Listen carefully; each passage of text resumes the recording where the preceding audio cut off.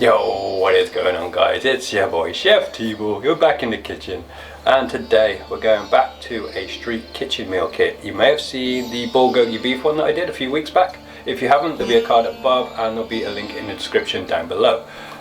Really good meal kits.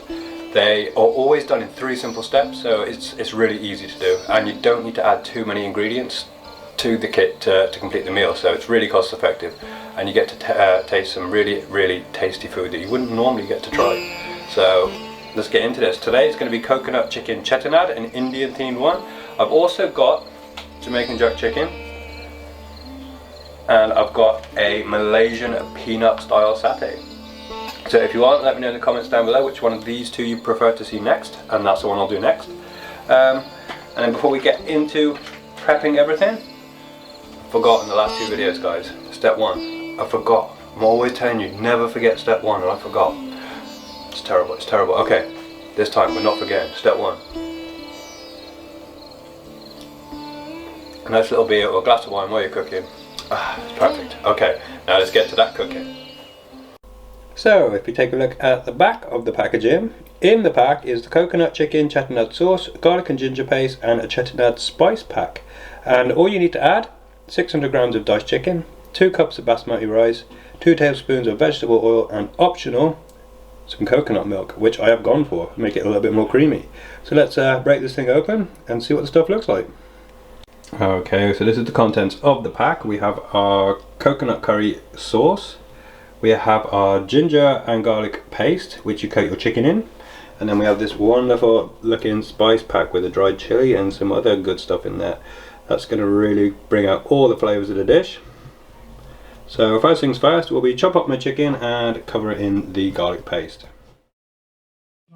Right, okay, so I'm preparing the chicken breast right now. I just like to trim off some of the white fatty pieces, and then I'm just going to chop into smallish chunks, and that's going to be put into a bowl ready for the garlic and ginger paste.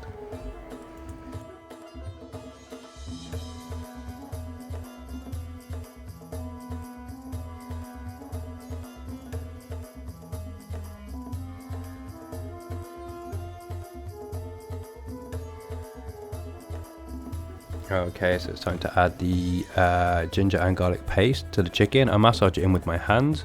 Make sure you give your hands a good wash after this, because raw chicken can be very dangerous, so be careful. And just massage it all through and then put it to one side. That's all you need to do.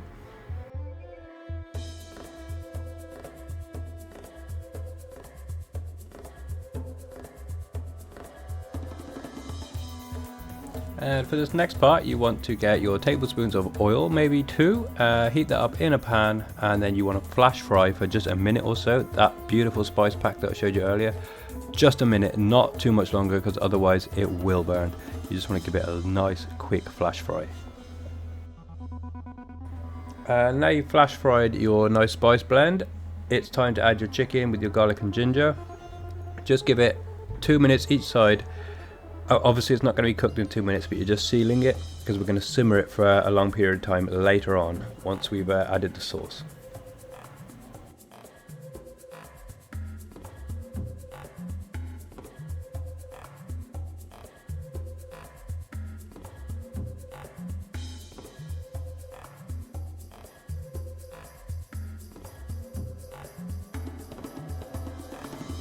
So now the chicken has been frying for a couple of minutes, it's sealed, it's time to add that wonderful curry sauce. And if you like it a little bit creamier, you add your couple of tablespoons of your coconut milk.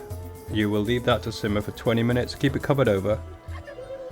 Just keep it simmering away for 20 minutes. If after the 20 minutes you would like your sauce a little bit thicker, remove the lid and then just keep on simmering for another 5 minutes or so. The sauce will reduce more and more and it will start to thicken up.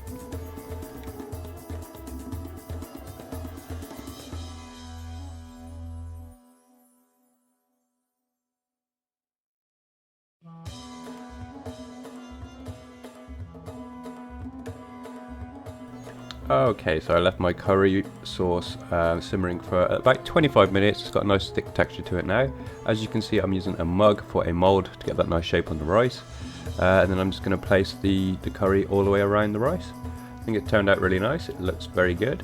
And it's that point now where I'm going to rate the dish. It's something I started doing.